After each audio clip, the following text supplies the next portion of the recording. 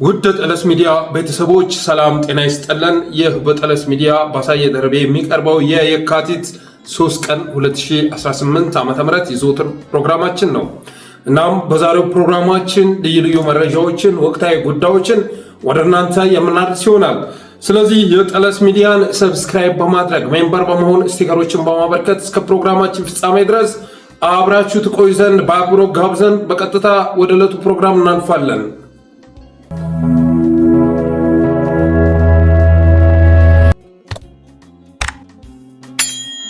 የመጀመሪያው ርዕሳችን የሮይተርስን ዘገባ ይመለከታል። በቤኒሻንጉል ክልል ውስጥ ያለው የአርኤስኤፍ የስልጠናን ካምፕ የተመለከተ ሮይተርስ ዛሬ አዲስ ዘጋቢ ይፋ አድርጓል። በቤኒሻንጉል ክልል ውስጥ ስላለው የአርኤስኤፍ የስልጠና ካምፕ የጦር ቤዝ በጠለስ ሚዲያ በተደጋጋሚ መረጃዎችን ወደ እናንተ ስናደርስ እንደነበረ የሚዘነጋ አይደለም። ዛሬ ሮይተርስ ሁሉንም ነገር ገላልጦ ይፋ አድርጎታል። ኢትዮጵያ is hosting a secret camp of 10,000 of fighters for the RSF paramilitary group በሚል ርዕስ ሁሉንም ነገር ይፋ አድርጎታል። ሮይተርስ ከዚህ በፊትም በኢትዮጵያ ጉዳይ ላይ ዶክመንታሪ በማዘጋጀት የሚታወቅ ነው። የዩናይትድ አረብ ኤሚሬትስ ሰዎች ስልጠና የሚሰጡበት እንደሆነ ሮይተርስ ይፋ አድርጓል። ቤኒሻንጉል ክልል ውስጥ ያለው የአርኤስኤፍ የስልጠና ካምፕ በዩናይትድ አረብ ኤሚሬትስ ሰዎች ስልጠና የሚሰጥበት እንደሆነ እሱ አይደለም የሚገርመው ይህ አይደለም። ኢትዮጵያ ምድር ላይ የአርኤስኤፍ ማሰልጠኛ ጣቢያ መከፈቱ አይደለም አስገራሚው ነገር።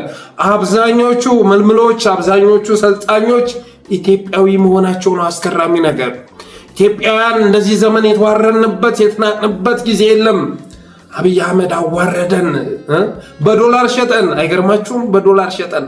በሀገራችን ጦርነት የምንረግፈው አንሶ የጎረቤት ሀገር ጦርነት ውስጥ በቅጥረኝነት ሸጠን። ወታደር በዶላር እየቸበቸበ ነው አብይ አህመድ። ስለዚህ ሮይተርስ ዛሬ ባወጣው መረጃ መሰረት አብዛኞቹ ምልምሎች በዚህ በአርኤስኤፍ የማሰልጠኛ ካምፕ ውስጥ ያሉ ምልምሎች ጠይም ኢትዮጵያውያን መሆናቸውን አጋልጧል። አብይ አህመድ ወታደር በዶላር እየሸጠ መሆኑን ይፋ አድርጓል። ኢትዮጵያውያን በሀገራቸው የሚሞቱት አንሶ በወለጋ፣ በአማራ ክልል፣ በትግራይ በመሳሰሉ ቦታዎች ላይ ህይወታቸው ማለፉ አልበቃ ብሎ በሱዳን ጦርነት ውስጥ ገብተው እንዲያልቁ እየተደረገ መሆኑን ይፋ አድርጓል። ስቴት ዲፓርትመንት እንግዲህ ከዚህ በፊት ታስታውሳላችሁ፣ የስቴት ዲፓርትመንት ሂውማን ትራፊኪንግ ኢን ፐርሰን ሪፖርት ላይ አብይ አህመድ ለአቅመ አዳም ያልደረሱ ህፃናትን ለውትድርና እየመለመለ እንደሚያዘምት ገልጸው ነበር። ያም ጉዳይ በአስቸኳይ መቆም እንዳለበት ሲገለጽ ነበር። አብይ በተለያየ ጊዜያት ወታደር አሰለጠንኩ እያለ ሲያሳይ ይታያል። ግማሹን አማራ ክልል፣ ግማሹ በትግራይ ጦርነት ላይ እንደተበላ የሚዘነጋ ባይሆንም ግን ከሚያሰለጥነው አንጻር ሲታይ የሚያዘምተው ደግሞ ቁጥሩ አነስ ያለ ነበር እና ወታደሩ የት እየገባ ነው እየተባለ ሲጠየቅ የነበረ ቢሆንም አሁን ላይ ግን አብይ ለካ ሱዳንም ውስጥ ወታደር እየሸጠ መሆኑ ተሰምቷል።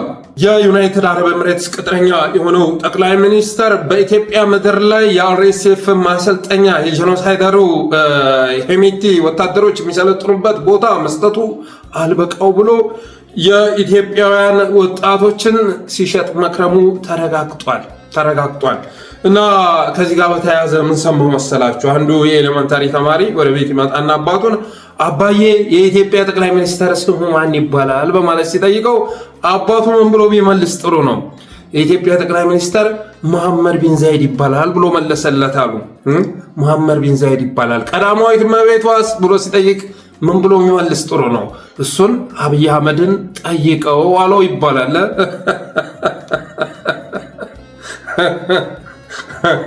እኔ ጠቅላይ ሚኒስተሩን ነው የማውቀው። ጠቅላይ ሚኒስተሩ መሐመድ ቢን ዛይድ ይባላል። ቀዳማዊት እመቤቷን አብይ አህመድን ሂድና ጠይቀው አለው ይባላል። ይሄ ቀልድ የሚመስልም ትክክለኛ ነገር ነው። በኢትዮጵያ ምድር ላይ እየተከናወነ የሚገኝ ነገር ነው። ኢትዮጵያ በታሪኳ እንደ አብይ አህመድ ያለ ቅጥረኛ መሪ አጋጥሟት አያውቅም። ሶሻሊስት ነኝ የሚለው መንግስቱ ኃይለማርያም ነው ብትወስድ፣ ኃይለማርያም ደሳለኝ ቢላላክ ለህወሓት ነው ጌታዬ፣ ቢላላክ ለህወሓት ነው። የዚህ ግን የተለየ ነው። አብይ አህመድ አሁን ኢትዮጵያ የምትተዳደረው በአብይ አህመድ ከመሰላችሁ ተሳስታችኋል። ኢትዮጵያ የምትተዳደረው በመሐመድ ቢን ዛይድ ነው። የኢትዮጵያ ጠቅላይ ሚኒስትር ስሙ መሐመድ ቢን ዛይድ ይባላል። የሆነ ሆኖ የአፍሪካ ህብረትን የተሸከመች አገር የመራለሁ የሚለው አብይ አህመድ የራሷ ችግር አልበቃት ብሎ አሁን የጎረቤትን ጣጣ ስቦ እያመጣ ይገኛል። የአፍሪካ ህብረት መቀመጫ የሆነችው ሀገር የአፍሪካን ሀገራት እያፈራረሰች ትገኛለች። እንግዲህ ከአንድ ዓመት በፊት ታስታውሳላችሁ፣ ሶማሊያ ገብቶ አብይ ሲፈተፍት ነበር። አብይ የጀመረው ፍትፍት ነው። በእስራኤል ቅቡልነት አግኝቶ አሁን ዩናይትድ አረብ ኤምሬትስ አገርነት እውቅና በእስራኤል ልታገኝ የቻለችው እና ሶማሌዎች ጋር ገብቶ ለማፈራረስ ጥረት ሲያደርግ ነበር፣ ሲያተራመሳቸው ነበር። የሶማሌ ብሔርተኝነትም አብቦ ሲያፈራይተን ነበር። ከሶማሌላንድም በርካታ ኢትዮጵያውያን በተለይ ደግሞ ኦሮሞዎች እየተጨፈጨፉ እንዲወጡ ሲደረግ ከርሟል አብይ በሰራው ስራ። በተመሳሳይ መልኩ ኤርትራ ገብቶ ደገኞቹ ቆለኞቹ እያለ ሲቀላምር ነበር። በነበረከት በላይነህ በኩል ደገኞቹ ቆለኞቹ እያለ ሲፈተፍት እንደነበር የሚዘናጋ አይደለም።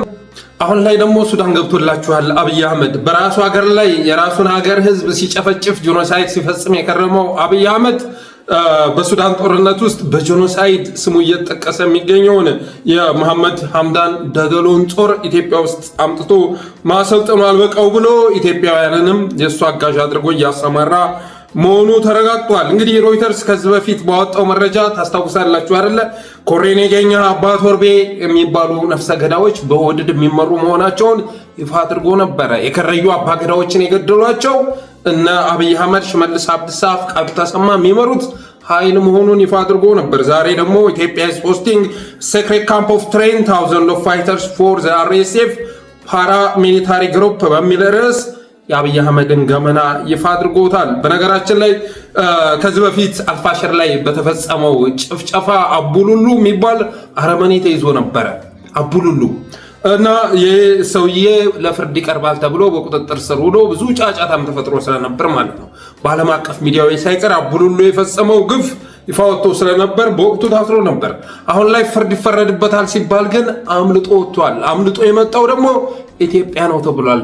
ኢትዮጵያ አብይ አህመድ እንደተቀበለው ተረጋግጧል። ይህም ወደፊት መረጃው መውጣቱ የሚቀር አይደለም። በተረፈ አብይ አህመድ ወታደራዊ ማሰልጠኛ ጣቢያ ከመክፈት ወታደሮችን እየመለመለ ለአርኤስኤፍ ከማስረከብ ባለፈ በኢትዮጵያ ምድር ላይ በርካታ ቁሳቁስ እንደምታዩት ነው። በርካታ ተሽከርካሪ፣ ይሄ ሁሉ ተሽከርካሪ የአርኤስኤፍ ተሽከርካሪ ነው እና በሱዳን ጦርነት ላይ አክቲቭሊ ፓርቲሲፔት እያደረገ ነው። ዋና ተዋናይ ሆኖ ተከስቷል። ነጋ ጸፈው ሲመጣ ሱዳንን ብትረግም ካድሬውላ የሚያዳምጥ የለም።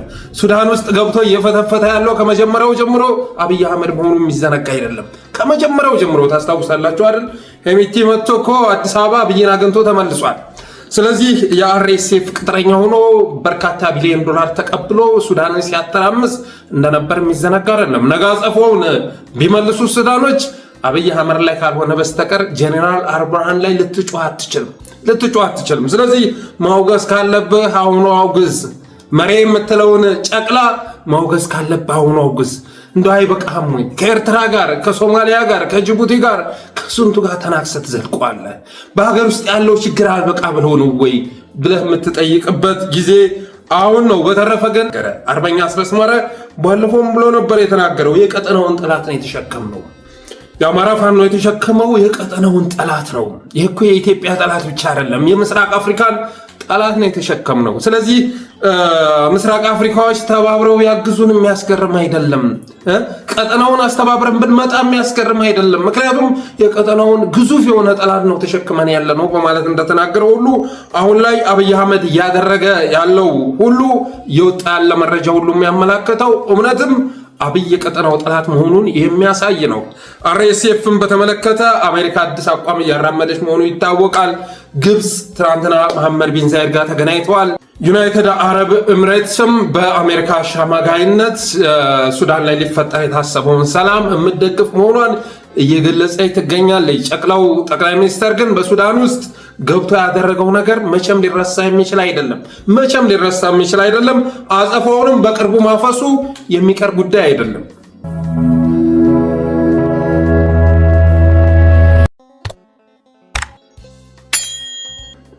ሌላው ከሰሞኑን የአማራ ፋኖ ብሔራዊ ንቅናቄ በደቡብ ጎንደር የፈጸመውን ጀብዱ ይመለከታል። ደቡብ ጎንደር ላይ ሰሞኑን መቼም ተግባራዊ ይደረጋል ተብሎ የማይታሰብ እቅድ ነው በአጭር ጊዜ ውስጥ ተግባራዊ የተደረገው። እንግዲህ ደቡብ ጎንደር ማለት ጠንካራ የሆነ የብአዴን መዋቅር ያለበት አካባቢ ነው። ሁሉም ቦታዎች ላይ ያለውን ብአዴን ብትጨምቁት እንደ ደቡብ ጎንደሩ ብአዴን ከሱ ጋር እኩል ሊሆኑ አይችሉም። በጣም ኃይለኛ የሆነ የብአዴን መዋቅር ያለበት ቦታ ነው እና ምን ይባላል አንዳንድ ጊዜ ደቡብ ጎንደር ላይ ያለው ብአዴን ጣሊያን ቢመጣ እንኳን ጣሊያን ተመልሶ ቢመጣ እንኳን አበል ስንት ተከፍሉኛላችሁ ብሎ ከመጠየቅ ባለፈ ሌላ ጥያቄ የለውም ይባላል። ጣሊያን ተመልሶ ኢትዮጵያን ቢወር እንኳን አማራውን ባስገብረላችሁ አበል ስንት ተከፍሉኛላችሁ ብሎ ከመጠየቅ ባለፈ ጥያቄ የለውም ይባላል። ይሄን ያህል አጎብዳጅ ሆነ ይሄን ያህል ጥቅመኛ የሆነ ስብስብ ያለበት ቦታ እንደሆነ የሚዘነጋ አይደሉም። ላለፉት ጊዜያት በርካታ ሽፍታ አሰማርቶ ህዝብን ሲዘርፍና ሲጨፈጭፍ የከረመ ነው። የፋኖን ስም ማጠልሸት አለብኝ በሚል ምክንያት በርካታ ዘራፊዎችን አሰማርቶ ህዝብን ሲጨፈጭፍ የነበረ የራሱን ህዝብ ሲጨፈጭፍ የነበረ ባለምሳጋ በተለያዩ ቦታዎች ላይ ሲዘርፍ የነበረና ሀብት ሲያከማች የነበረ ካድሬ ያለበት አካባቢ የት ነው ካላችሁ ደቡብ ጎንደር ነው። ቲም ዝናሽ ከባድ የሆነ ጸረ አማራ አደረጃጀት የሰራበት ቦታ የት ነው? ደቡብ ጎንደር ነው። ቲም ዝናሽ የዝናሽ ታያቸው ገንዘብ ፈሰስ ተደርጎ በእነ አያሌው መንበር አማካኝነት ከፍተኛ የሆነ ጸረ አማራ አደረጃጀት የተሰራበት ቦታ ደቡብ ጎንደር ነበር። ሲሸለምም የከረመ ነው ደቡብ ጎንደር። ጸጥታን በማስከበር ረገድ ላደረጉት አበርክቶ እየተባለ ሲሸለም የከረመ ነው። የፌዴራል ቦታ የክልል ቦታን በብአዴን ስም የተቆጣጠረው የት ነው ብለህ ትጠይቅ ደቡብ ጎንደር ነው በአንደኝነት። ከየትኛውም ዞን ጋር ሊወዳደር አይችልም። የደቡብ ጎንደር ካድሬ አዲስ አበባም ገብተህ ባህር ዳርም ገብተህ ቁጥር የመቁጠር ስራ ብትሰራ አንደኛ ደረጃ ላይ የተቀመጠው የደቡብ ጎንደር ካድሬ መሆኑን ታረጋግጣለህ። እና ሲሸለም የከረመ ነው። ባለፉት 3 ቀናት ግን የ3 ዓመቱ ፈራረሰ ጌታዬ። የ3 ዓመቱ ፈራረሰ። እንግዲህ ፋኖ ወደ ጦርነት ከገባ 3 ዓመት ሆነው። እነዚህ 3 ዓመት ውስጥ የደቡብ ጎንደር ካድሬ እንደሌላውን ካድሬ ሁሉ ማለት ነው፣ ግን እንትኑ ደግሞ ከፍ ይላል መጠኑ ከፍ ይላል። እና ባለፉት 3 ዓመታት ኦህዴድን ለማድረፍ ሲንደፋደፍ ነበር። የተለያየ አደረጃጀት ሲያደራጅ ነበር። በራሴ አቅም የዞኔን ጸጥታ ማረጋገጥ እችላለሁ እያለ ሲፎክር ነበር። ብአዴንም እንደዛ እያለ ሲፎክር ነበር። በነገራችን ላይ የክልሉን ሰላም በራሳችን አቅም ማጽናት የምንችልበት ጊዜ ላይ ቁመና ላይ እንገኛለን እያለ ሲያወራ ነበር። ይሁንና 3 ዓመት ሙሉ የተሰራው መከላከያ ድንገት ሹልክ ብሎ ሲወጣ ፈራርሶ ቁጭ አለ። ባለፉት 3 ቀናት የ3 ዓመቱ ፈራረሰ። ህዝብን ሲያስለቅም የከረመ ህዝብን ሲያስለቅስ የከረመ ሚኒሻና ካድሬ በአደባባይ ያለቀሰ እግሩን እጁን ይዞ ሲያለቅስ ታየ። ስማዳ እስቴ እንዳቤት ደቡብ ጎንደርም ማዕከላዊ ጎንደርም ማለት ነው። ስማዳ እስቴ እንዳቤት አርብ ገበያ ሐሙሲት ደጎማ ጓኋላ አርቢያ ሰላሬ ማሰሮ ደንብ ታች ጋይንት ሙጃ በናት ማህደረ ማርያም ገላውዲዮስ ልጫ ወገዳ የፎገራዋ አለምበር ገቢ የሆኑ አካባቢዎች ናቸው። ዛሬ ደብረ ታቦር ዙሪያ ከባድ ውጊያ እየተካሄደ ነው። በርካታ ኃይል ከባህር ዳር ማምጣት ችሏል ብአዴን። ያም ሆኖ ግን ደቡብ ጎንደርን ደብረ ታቦርን እቆጣጠራለሁ ብሎ አፋብን ግብግብ መቅጠሙ ተሰምቷል። እነ አያሌው መንበርም ደብረ ታቦርን ማሯት እያሉ ይገኛሉ። ደብረ ታቦርን ማሯት እያሉ ይገኛሉ። ትናንትናኛ ፈገግ ስንል እና አያሌው መንበር እንባቸውን ሲያንዠቀዥቁት ነበር። ያው ፌስቡክ ላይ ሙርስኒዝ ላይ አመሸ ነው። ሙርስኒዝ ማለት ነው። ደቡብ ጎንደር ደን አበቃ። ሁሉም ገብቶ ተጠናቀቀ። ደቡብ ጎንደር አሁን ካፋብን ከፋኖ እንቅስቃሴ ነፃ ሆናለች እያሉ እና አያሌው መንበር ሲጎርሩ ነበር የከረሙት። ይሁንና ግን ትናንት መከላከያ ውጥት ሲል ከየት እንደመጣ ምን የታወቀ ኃይል መጥቶ ተደፋ። ስማዳ ላይ እና አያሌው መንበር የሚመራቸውን ነገር ነው የተመለከቱት። ስለዚህ በእነ ስማዳ ስቴንዳቤት አርብ ገበያ ሐሙሲት ደጎማ ጋህላ አርቢያ ሰላሬ ማሰሮ ደንብ ታች ጋይንት ሙጃ እበላት ማህደረ ማርያም ገላውዲዮስ ልጫ ወገዳ ዛሬ ደግሞ ፎገራዋ አለምበር ገቢ ተደርጋለች። በማሰሮ ደንብ በተደረገ ውጊያ ፋኖ በድል የተንበሻበሸበት በምርኮ የተንበሻበሸበት አጋጣሚ መከሰቱን ለጠለስ ሚዲያ የደረሰው መረጃ ያመለክታል። አያሌው መንበር እባካችሁ እያሱ አበራን በፍጥነት ሹሙት እያለ ነው። እያሱ አበራን በፍጥነት ሹሙት። ቅቡልነት ያለውን ጀግና ደቡብ ጎንደር ህዝብ በጉጉት የሚጠብቀውን ጀግና ላኩት እየተባለ ነው።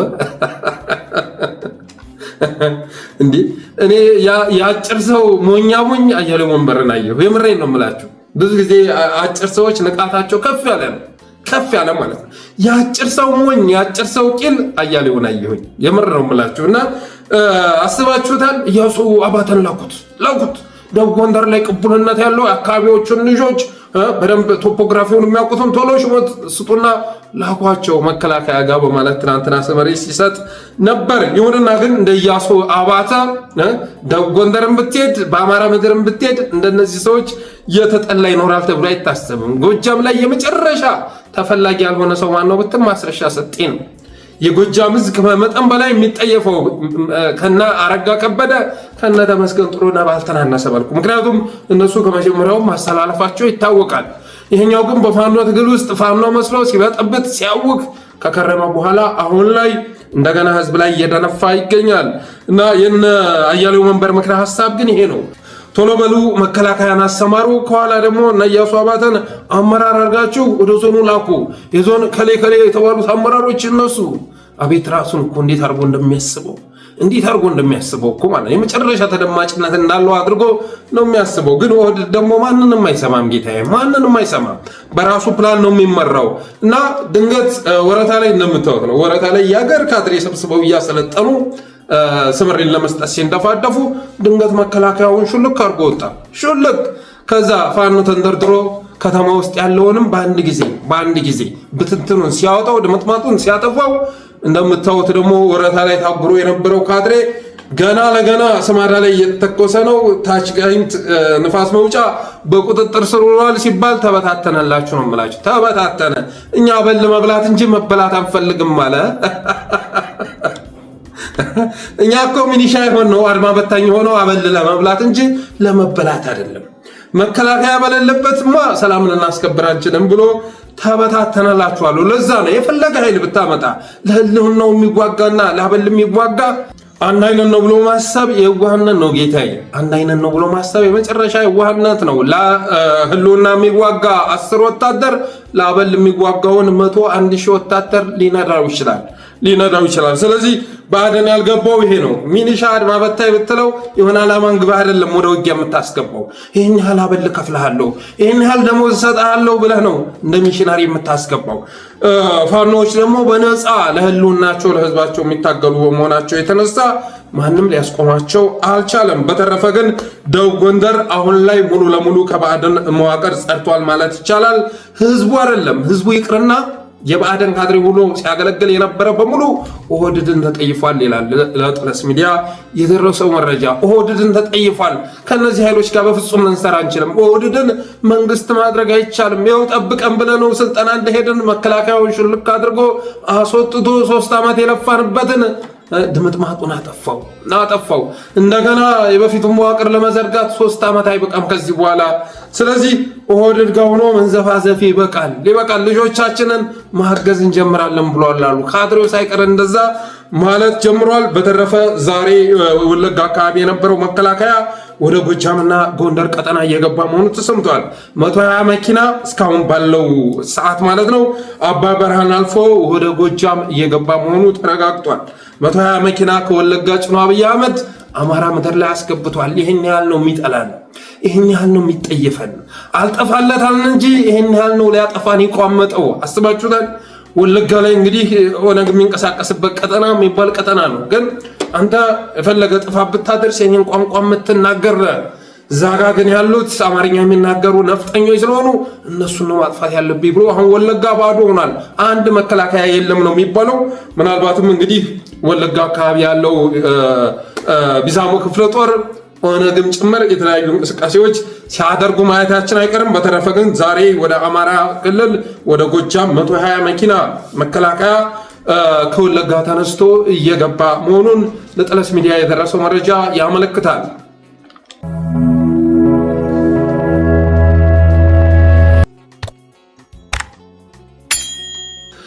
ሌላው የሸገር ከንቲባ ተሾመ አዱኛን ይመለከታል። ሰሞኑን ወደ ካናዳ አምርቶ በ2 ሚሊዮን ዶላር ቤት ገዝቶ መመለሱን ጀዋር መሐመድ ይፋ አድርጓል። ትናንትና ሰሞኑን ወደ ካናዳ አምርቶ በ2 ሚሊዮን ዶላር ቤት ገዝቶ ተመልሷል። የሸገር ከንቲባ ተሾመ አዱኛ በማለት ትናንት መረጃ አውጥቷል። ይህንን ብልጽግናዎች ሲሰሙ እንባቸውን እንደዚህ ጭምቅ አድርገው ይረጩታል፣ ወደ ላይ ማለት ይረጩታል። ምን አይነት ድሃ ነው? ምን አይነት ድሃ ነው? እንዴት የሸገር ከንቲባ ሆኖ $2 ሚሊዮን ብቻ ቤት ይገዛል? እንዴት እንደዛ ይገዛል? ምክንያቱም እነሱ የገዙት 10 ሚሊዮን ነው፣ 17 ሚሊዮን ነው። መረጃ አመጣልሃለሁ። አዳነች አቤቤ አሜሪካ የገዛችው በስንት ሚሊዮን ነው ብለህ ጀዋር መሐመድ ጠይቅ እና $2 ሚሊዮን ሲባል ምን አይነት ታማኝ የሆነ አመራር ነው እንደሚሉ ጥርጥር የለውም። ብልጽግናዎች ለነሱ ይሄ የሚገርም አይደለም። $2 ሚሊዮን ለነሱ የሚገርም አይደለም። አብይ አህመድ እኮ ከዩናይትድ አረብ ኤምሬትስ ከዚህ በፊት ዶክተር ሚልኪሳ ሚደጋ አንድ መረጃ አውጥቶ ነበር። በሻንጣ ነው ተሸክሞ የወጣው 2 ቢሊዮኑን በሻንጣ ብሎ ሲናገር በሻንጣ ተብሎ ሲሳቅ ነበረ። ግን ዶክተር ሚልኪሳ በወቅቱ መናገር የፈለገው ምንድን ነው? በመንግስት ፋይናንስ ስርዓት አይደለም ያለፈው። ቀጥታ ገንዘቡ ተጭኖ አብይ አህመድ ከመንግስት ፋይናንስ ስርዓት ውጭ ነው ወደ ኢትዮጵያ የወሰደው ነው። ወደ ኢትዮጵያ የወሰደው ወደ የት ሀገር የወሰደው ግን የሚታወቅ ነገር የለም። እሱን የሚያውቀው አብይ አህመድ ነው። ስለዚህ $2 ሚሊዮን ለብልጽግናዎች እንደ ሙስና የምትቆጠር አይደለችም። በነገራችን ላይ እንግዲህ ከንቲባ ተሾመ አዱኛ ማለት ህጋዊ ድሃ ተገራችኋል በሚል ንግግሩ የሚታወቅ ነው። ሸገር አካባቢ ያሉ ኢትዮጵያውያንን አማራዎችን ቤታቸውን እያፈረሰ ከወለጋ በላይ የስቃይ ቦታ ያደረገ ነው። ሸገርን ለማጥፋት ሲባል ድሃ ላይ ጽኖ ማሳደር አለብን። የሚገርምህ ከዛ ውስጥም እያሉ የኑሮ ሁኔታ የኖርማል የጤነኛ ማለት ደረጃውን የጠበቀ ኑሮ አይደለም እየኖሩ ያሉት። እዛ ውስጥም እያሉ ድሃ ናቸው። ሁለት ነገር ነው ያለው። እዛ ውስጥ ድሃ ኢሌጋል ናቸው። አሁን አትሊስት ሌጋል ናቸው። ድሃ ሆኖ ሌጋል ናቸው። ባሉበት ኖሮ አሁን ሌጋሊ ድሃ ናቸው። እንደሰማችሁት ነው እንግዲህ ህገወጥ የነበሩትን ድሃዎች ህጋዊ አድርገናል። ቤታቸውን አፍርሰን ድሮም ድሃ ነበሩ፣ አሁንም ድሃ ናቸው። ግን ድሮ ህገወጥ ድሃ ነበሩ፣ አሁን ህጋዊ ድሃ አድርገናቸዋል በማለት ሲሳለቅ የነበረ ነው። ከ20 በላይ መስጂድ ካፈረሰ በኋላ ቅጥ ያጣ የከተማ እድገት ኢስላሚክ ኤሪያ ይፈጥራል እያለ ሲያለምጥ የነበረ ሰው ነው። በተለያዩ መዋጮዎች 16 አይነት መዋጮዎችን በማዘጋጀት ህዝብን እያደየ የሚገኝ ነው። በተለያዩ መዋጮዎች 16 አይነት መዋጮ በማዘጋጀት ህዝብ የሚበዘብዝበት 16 አይነት መዋጮ በማዘጋጀት ህዝብን እያደየ እያራቆተ የሚገኝ ሰው ነው። የአዲስ አበባን አካል አቆርጦ በከንቲባነት ከተሾመ በኋላ አዲስ አበባን የምታከስምና የምትሰለቅጥ ከተማ እየመራ የሚገኝ ሰው ነው እና በነገራችን ላይ $2 ሚሊዮን ቤት ግዢ ግን አስገራሚ አይደለም። ምክንያቱም አዳነች አቤቤ በሴት ልጇና በባለቤቷ ስም በሴት ልጇ ስም እና ሴት ልጇን ባገባው በባለቤቷ ስም የ$17 ሚሊዮን ቤት ገዝታለች አሜሪካን ሀገር። ጀዋር መሐመድ ይሄን አጣራ እስኪ ፎቶአቸውን ቤቱን ልልክልህ እችላለሁ። የልጅቱንም የባለቤቷንም ቤታቸውንም ጭምር በፎቶ ተደግፎ ደርሶኛል። እና አዳነች አቤቤ አሜሪካን ሀገር የገዛችው በስንት ነው? በ$17 ሚሊዮን ቤት ገዝታለች። ለዛውም 2 ቤት ማለት ነው አሜሪካ ላይ። ሌላው አብይ አህመድም በልጁ ስም በአሜሪካ ቤት መግዛቱ ባለፈው ሲዘገብ የነበረ ነው። ባለፈው እንደውም ወደ ኢትዮጵያ መጣ ትዳር መመስረቷ ሲናገር ነበር። የአፍሪካ ወርቅ ቤት ባለቤትን ልጅ ነው ያገባችው። ለሷ በስሟ አሜሪካ ቤት መግዛቱ የሚዘነጋ አይደለም። ስለዚህ የሸገር ከንቲባ $2 ሚሊዮን ለብልጽግናዎች የሀዘን ስሜት የምትፈጥር ናት።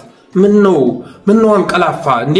ይደውሉና ማታ መረጃ ሲወጣ ምን ነው አንቀላፋ፣ ፈጠን በል እንጂ ገና $2 ሚሊዮን ላይ ነህ እንዴ ብለው እንደሚጠይቁት ጥርጥር የለውም። ዘራፊዎቹ መንታፊዎቹ እንደዛ አይነት ጥያቄ እንደሚያቀርቡለት ጥርጥር የለውም። በተረፈ ግን ይህ ሁሉ ነገር የሚያሳየው የኢትዮጵያ ሕዝብ ተዘርፎ ማለቁን ነው። 1000 በማይሞሉ የብልጽግና ኦሊጋርኪዎች፣ 1000 በማይሞሉ ማፊያዎች 130 ሚሊዮን ሕዝብ ተዘርፎ ባዶ መቅረቱን ነው። ትናንትና ሸገር ላይ የድሃ ጎጆ ሲያፈርስ የከረመው የሸገር ከንቲባ ካናዳ ሂዶ በራሱ ስም ቤት ገዝቶ ሲመጣ አስባችሁታል? ሙስና እንዴት ሐላል እንደሆነ አስባችሁታል?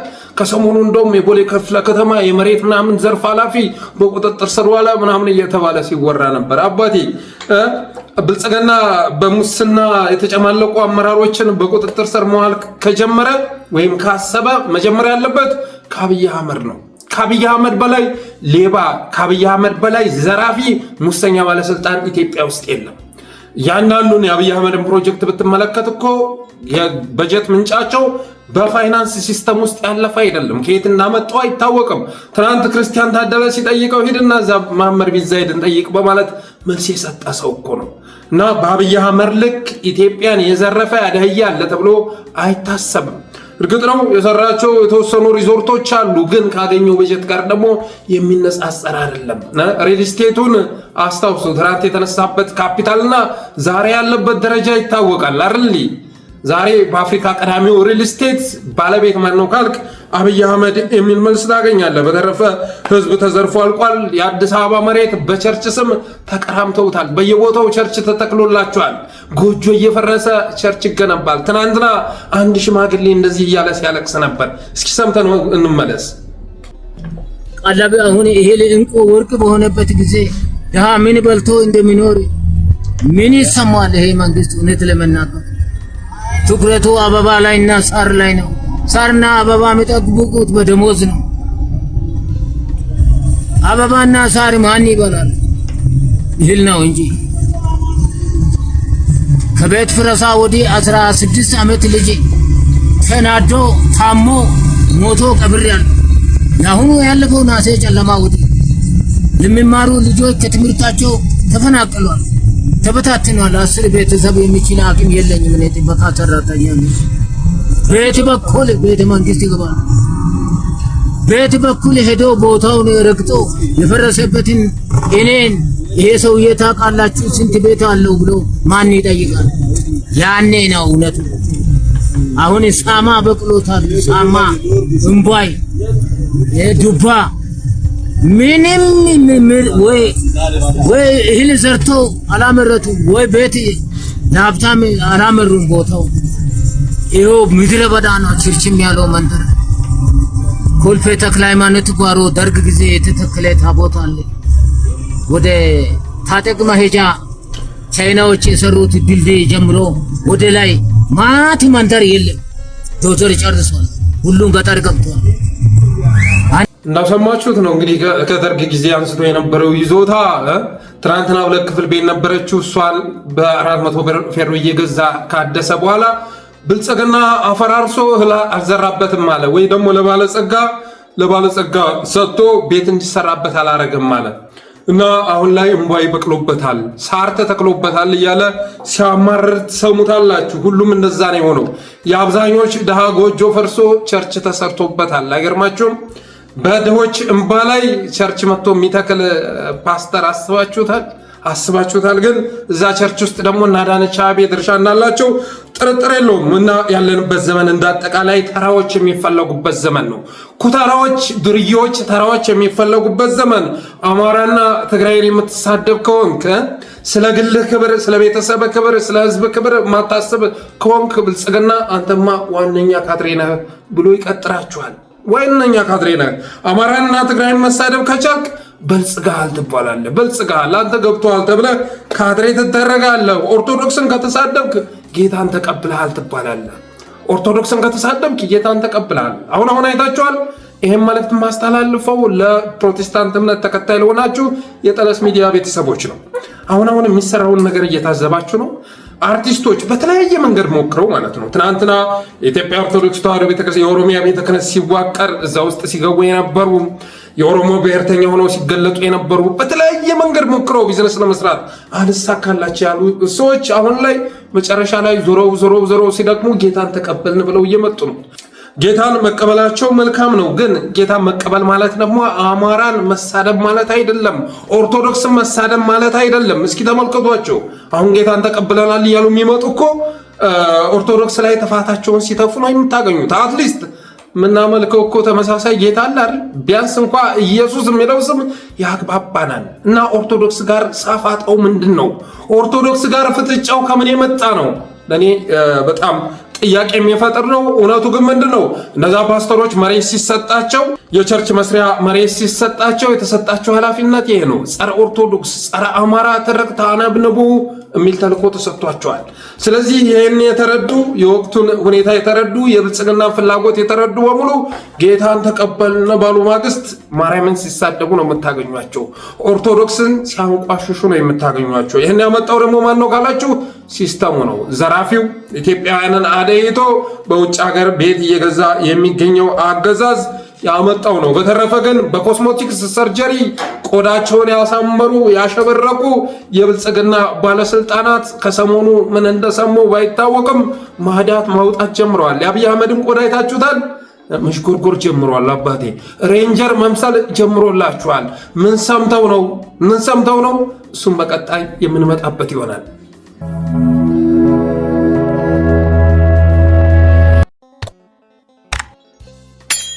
ሌላው ብልጽግና የዘንድሮው ምርጫ ላይ የመወዳደሪያ ምልክቴ የስንዴ ነዶ ነው በማለት ይፋ አድርጓል። ህዝቡ ትኩረት ሊሰጥ አልቻለም። ለነገሩ ብልጽግና የማይፈልገውም ትኩረት እንዲሰጥ አይፈልግም። ምክንያቱም በድንግርግር መካከል ህዝብን በማወዛገብ የተለያዩ አጀንዳ በመስጠት የምርጫ ቀኑ እንዲደርስ ማድረግ ነው ብልጽግና የፈለገው። ከዛ የተወሰኑ አጃቢ ፓርቲዎች አሉ፣ እነሱ ጋር ተወዳድሮ ሊያሸንፍ ነው እቅዱ። ለዛም ምርጫ ዛሬ የስንዴ ነዶ አድርጌያለሁ ምልክቴን በማለት መጥቷል። ግን ይህን የተረዱ የሰሜናሎች ደግሞ የለም ምርጫ አታካሄድም እንደገና 5 ዓመት ቅቡልነት አገኘሁ እያልክ ህጋዊ ሆንኩ እያልክ ህዝብን የምታሰቃይበት ሁኔታ ሊፈጠር አይገባም። ከምርጫ በፊት እናስወግድሃለን ብለው እየተንቀሳቀሱ ይገኛሉ። ብልጽግና የመረጠው የምርጫ ምልክት አጭሎ ለመውቃት የሚያመች ቢሆንም ግን ብቻ የሚወዳደሩበት ሜዳ ውስጥ ደግሞ እንደዚህ አይነት ነገር አይታሰብም። ስለዚህ ከምርጫ በፊት ብልጽግና መወገዱ የሚቀር ጉዳይ አይደለም። ሌላ በአዲስ አበባ እስር ተጧጡፏል። የኤርትራ ወገኖቻችን እንደ ጉድ እየታፈሱ ነው። በስደተኝነት የሚኖሩ በህጋዊነት የሚኖሩ ኤርትራውያን የታሰበው ነገር ባይታወቅም በገፍ እየታፈሱ መሆኑን የደረሰ መረጃ ያመለክታል። ከጎደራ ኮንዶሚኒየም ከእያንዳንዱ ሳይት እያፈሱ እያጓጓዛቸው መሆኑን ሰምተናል። የተለያዩ ካምፖች ሞልተው ወደ አዋሽ አርባ እና ወደ ወንዶ ገነት ለማጓጓዝ አገዛዙ እስኪመሽ ድረስ እየጠበቀ መሆኑ ተሰምቷል። የትግራይ ልጆች የአማራ ልጆችም እየታፈሱ መሆናቸውን ሰምተናል። ትግራይ፣ አማራ ሴሜቲክ የሆነው ህዝብ እንዳጠቃላይ ከአዲስ አበባ እየታፈሰ መሆኑን ሰምተናል። ለዚህ ምክንያቱ ደግሞ የመጣ ያለው ጉዳይ ነው። ምናልባትም ብልጽግና የአፍሪካ ህብረት ስብሰባ አለ። ከዛ ስብሰባ በኋላ ወደ ጦርነት ሊገባ ስላቀደ ይሄ ብልጽግና የተለመደ አካሄድ ነው። የሆነ ህዝብ ጋር ወደ ውጊያ ሊገባ ሲያስብ አዲስ አበባ ላይ ያለ ህዝብ ማሳደድ፣ ትግራይ ጋር ወደ ጦርነት ሊገባ ያሰበ ጊዜ አዲስ አበባ የተገኙ ትግረኛ የሚናገሩ ዜጎች የተረገሙ ናቸው፣ ያልታደሉ ናቸው። አማራ ሲወረር አዲስ አበባ የተገኙ አማራዎች ለመዘረፍ ለመጨፍጨፍ የተዘጋጁ ናቸው። በተመሳሳይ መልኩ አሁን ኤርትራውያኖች እየታፈሱ እየታሰሩ መሆኑን ሰምተናል። ግን ምንም ቢያደርግ ብልጽግና አይተርፍም። ዛሬ ጎንደር ላይ የተመዘገበ ድል ለጉድ በተለያዩ ቦታዎች አርማጮ እና በደቡብ ጎንደር እየተመዘገበ ያለው ድል የሚገርም ነው። ደቡብ ጎንደር ላይ አፋብን ነው በነገራችን ላይ ዘመቻ የከፈተው። የውባንታ አጥናፉ ልጆች ብቻ እንዳይመስሏችሁ ከወሎ ቤት አማራ ከተለያዩ ቦታዎች የመጡ እና አፋብን እንደ ድርጅት ያካሄደው ዘመቻ መሆኑ መታወቅ አለበት። ስለዚህ ብልጽግና የፈለገ ነገር ቢያደርግ የምርጫ ምልክቱን ስንዴ አድርጎ ቢመጣም በ2018 መወገዱ እርግጥ ሆኗል። የሚወገደው ደግሞ በምርጫ አይደለም፣ ከዛ ፊት ነው። ስለዚህ ለብልጽግና የምርጫ ምልክት ያለ መልስ ስንዴ የሚደርስ ለፍስለታ እኔ የምሞት ዛሬ ማታ የሚል ነው።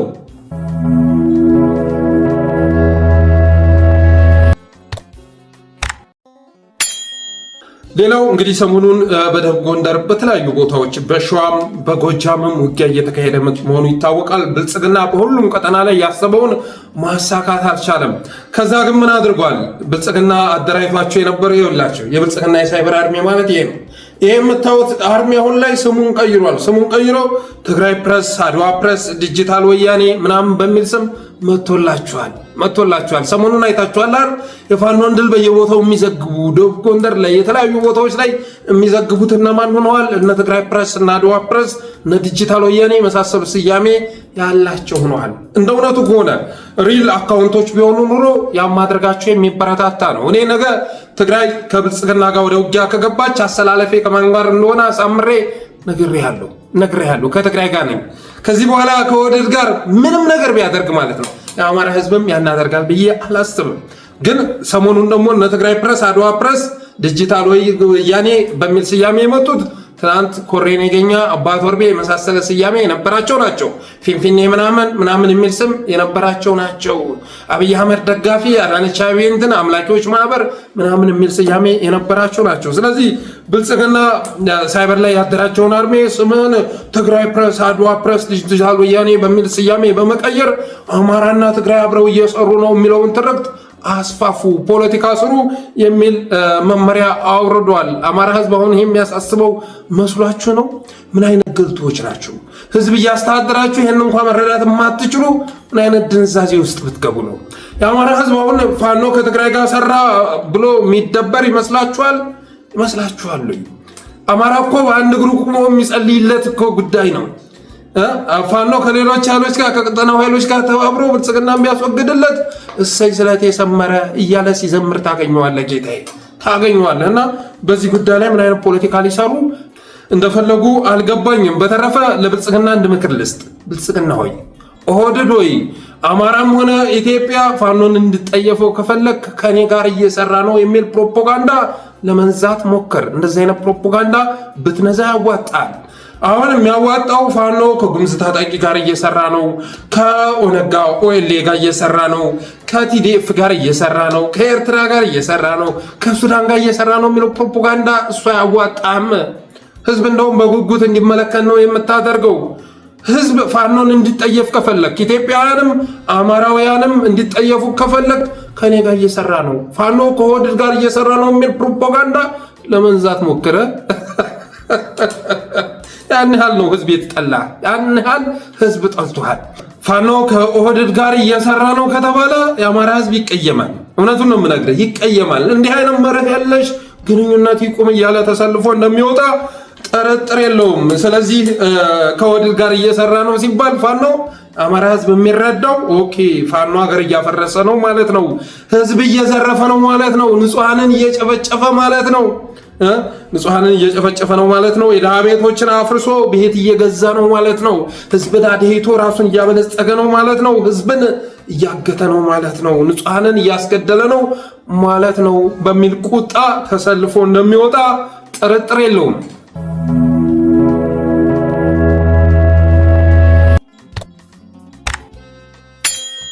ሌላው ርዕስ ከዚህ ጋር የተያዘ ነው እና ኢንጂነር ዮሐንስ ምንትስ የሚባሉ የኢዜማ ሰዎች ሰሞኑን አዲስ ስምሪት ይዘው መጥተዋል። ትናንት በሰሜኑ ጦርነት ወቅት ወደ ትግራይም ወደ አማራም ወደ አፋርም ሄጄ ሁሉንም አይቼዋለሁ።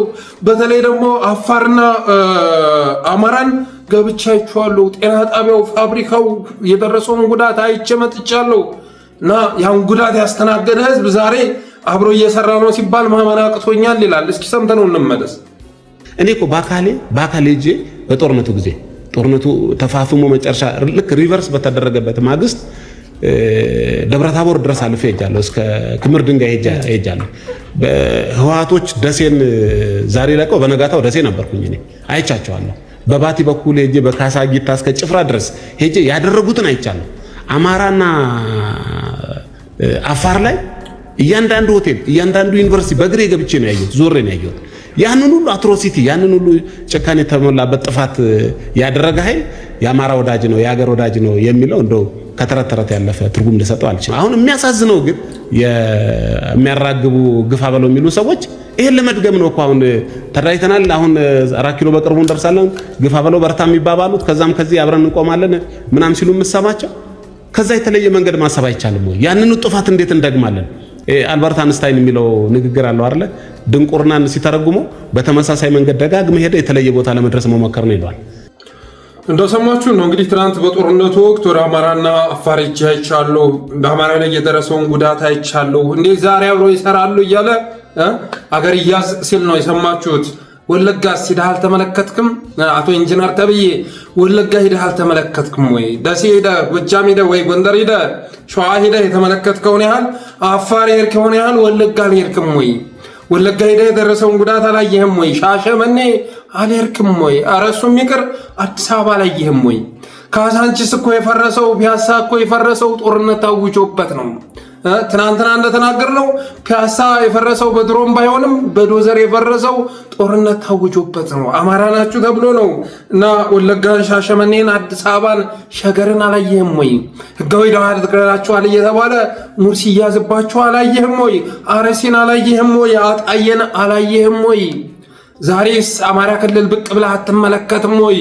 ዛሬ አማራ ክልል ላይ ያሉ ትምህርት ቤቶች ጣራቸው በድሮን የሚበጣጠሰው ወያኔ በሚተኩሰው ድሮን እኮ አይደለም፣ ወያኔ በሚያበረው ድሮን አይደለም።